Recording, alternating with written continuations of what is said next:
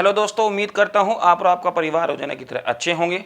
और आज की वीडियो में हमें टॉपिक पढ़ना है संघ प्रोटोजोआ। ठीक है, तो प्रोटोजोआ के लिए दोस्तों हम यहां पर ऐसे क्वेश्चनों का डिस्कस करेंगे, ऐसे क्वेश्चनों को पढ़ेंगे जो हमारे नीट लेवल के लिए या फिर एम्स के लिए या फिर अगर आप बायोलॉजी के संबंध में किसी भी तरह की परीक्षा की तैयारी कर रहे हो तो प्रोटोजोआ से जितने भी क्वेश्चन उठते हैं सभी क्वेश्चनों को दोस्तों आज की वीडियो में हम डिस्कस करने वाले हैं।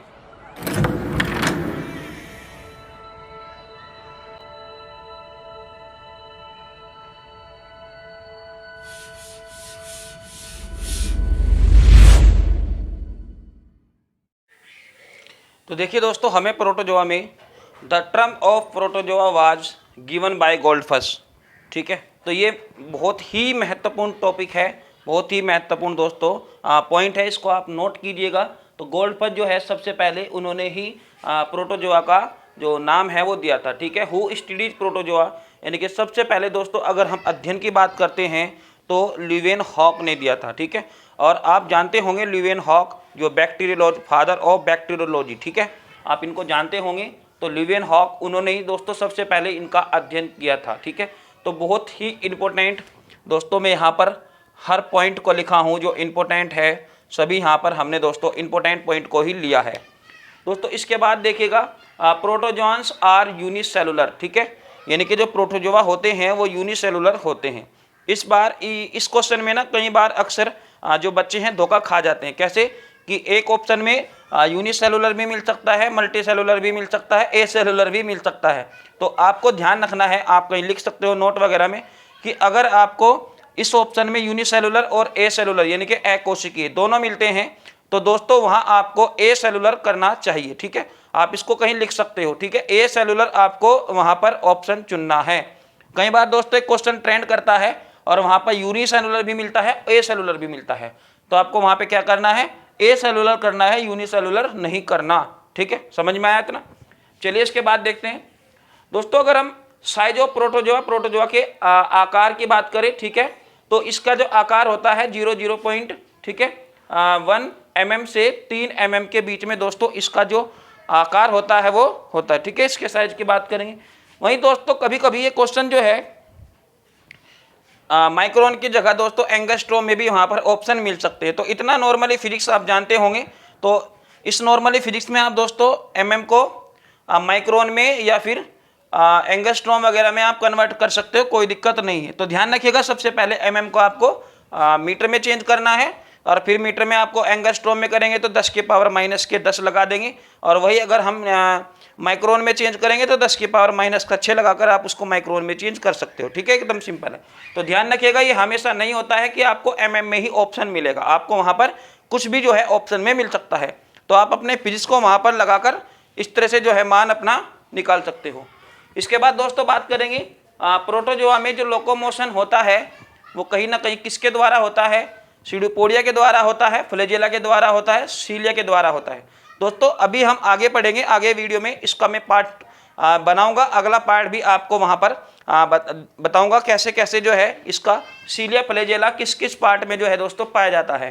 ठीक है, लोकोमोशन मतलब जो इसके चलन अंग होते हैं, यानी कि जो प्रोटोजोआ में दोस्तों जो चलन अंग होते हैं वो कौन कौन से होते हैं, सीडोपोडिया, फ्लैजेला, सीलिया, यानी कि रोमाब और फ्लैजेला मतलब कशाभिका के द्वारा जो इसमें होता है चलन अंग वो होता है। ठीक है, तो एज लाइक इसमें दोस्तों हमें पढ़ना है, रेस्पिरेशन के बारे में पढ़ना है और न्यूट्रिशन के बारे में पढ़ना है और उसका डाइजेस्टिव सिस्टम के बारे में पढ़ना है और एक्सक्रिएशन के बारे में भी दोस्तों हमें यहाँ पर पढ़ना है। ठीक है, तो इसके बाद हम बात करेंगे इसके कुछ अन्य जो बिंदु है। तो सबसे पहले फिलहाल दोस्तों हमें यहाँ पर पढ़ना है रेस्पिरेशन। ठीक है, ये जो हमने यहाँ पर 4 पॉइंट लिए हैं, इन चारों पॉइंट को जो है दोस्तों हमें अच्छे से समझना है और अच्छे से इनको देखना है कि क्या क्या क्वेश्चन जो है हमारा इनसे संबंधित जो है एग्जाम में पूछा जाने वाला है। तो देखिएगा दोस्तों, जो इसमें रेस्पिरेशन होता है तो रेस्पिरेशन बाय ऑकर्स, ठीक है, यानी कि सिंपल डिफ्यूजन, यानी कि सिंपल डिफ्यूजन द्वारा इसमें दोस्तों रेस्पिरेशन होता है, श्वसन होता है। ठीक है, प्रोटोजोआ में जो न्यूट्रिशन होता है, पोषण जो होता है दोस्तों वो कई तरह का होता है। यहाँ पर हम इसकी अलग अलग की बात करेंगे, जैसे कि पैरामीशियम में, यूग्लिना में या फिर दोस्तों अमीबा में किस किस तरह का होता है। ठीक है, तो अगर इसके हम अलग अलग एग्जाम्पल की बात करें तो अगर अमीबा का पूछता है तो होलोजोइक है, यानी कि जंतु समूह। ठीक है, होलोजोइक मीन्स जंतु समूह। और जो आपका होलोफाइटिक है दोस्तों वो हो जाएगा आपका पादपसम, ठीक है। और आपका एक और होता है सैप्रोफाइटिक।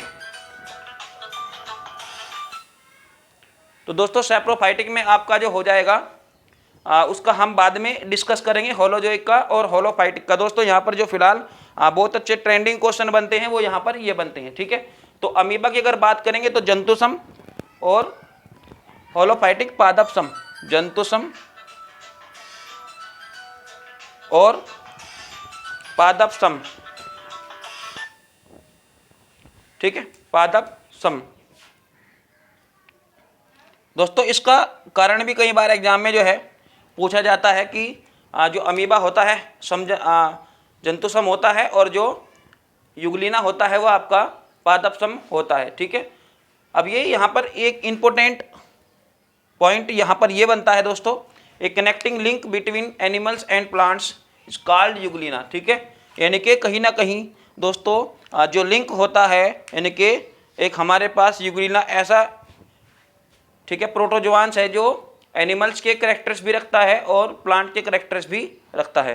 हालांकि दोस्तों इसकी हम डिटेल पढ़ेंगे, यहाँ पर केवल जो इम्पोर्टेंट जो पॉइंट बनता है आपका, ठीक है, वो इनका दोनों का जो क्या होता है, एक तरीके से आप उसको कड़ी भी कह सकते हो, ठीक है, कनेक्ट होता है।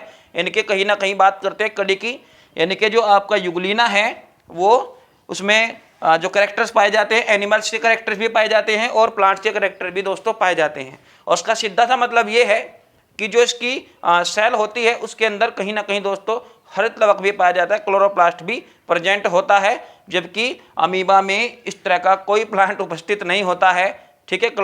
जो फिल है क्लोरोप्लास्ट जो है जितने भी मतलब ये प्लास्टिड है इस तरह का अमीबा में नहीं होता है, ठीक है। तो इसलिए इसको एनिमल कैटेगरी में रखेंगे। और जो युगलिना है इसमें दोनों तरह के करैक्टर्स पाए जाते हैं, ठीक है। तो यानी कि हम कह सकते हैं सीधी सी बात कि जो युगलिना है, युगलिना में कंडीशन के ऊपर डिपेंड है, ठीक है। अगर इसके अंदर जो क्लोरोप्लास्ट है वो भी अपना काम कर सकता है, अगर इसके अंदर मतलब प्रकाश संश्लेषण फोटोसिंथेसिस द्वारा ये अपना भोजन का निर्माण भी कर सकता है, अगर नहीं भी कर रहा है तो ये फिर भी जो है जंतुसम की तरह भी अपना भोजन बना सकता है। तो इसके लिए आप एक लाइन लिख लीजिएगा, बहुत ही ज़्यादा इंपॉर्टेंट आपके लिए ये हो सकता है। तो देखिएगा दोस्तों, तो यहाँ पर under favourable condition Euglena take food as like holozoic, ठीक है, बट अंडर अनफेवरेबल, ठीक है, तो कंडीशन युगलिना गेट्स फोटोसिंथेसिस, ठीक है, रिएक्शन। दोस्तों ये यानी कि मतलब ये होलोजोइक और दोस्तों आपका जो है होलोफाइटिक दोनों तरह से दोस्तों ये अपनी कंडीशन को कर सकता है, ठीक है। अपनी दोनों कंडीशन को ये दोस्तों यानी कि दोनों माध्यम से जो है ये अपने भोजन को पा सकता है, ठीक है। जरा आप कल्पना कीजिएगा, यदि हमारी बॉडी के अंदर जो कोशिकाएं हैं, छोटे छोटे जो सेल्स हैं, उनके अंदर दोस्तों अगर क्लोरोप्लास्ट ट्रांजिशन कर दिया जाए, वैसे तो ऐसा नहीं हो सकता है लेकिन अगर हो भी जाए तो दोस्तों क्या होगा, मुझे कमेंट करके बताइएगा कि अगर हमारी बॉडी के अंदर कहीं ना कहीं क्लोरोप्लास्ट जो है आ जाए तो दोस्तों क्या कुछ दुनिया में हो जाएगा मनुष्यों में, ठीक है। तो मुझे कमेंट करके जरूर बताइएगा।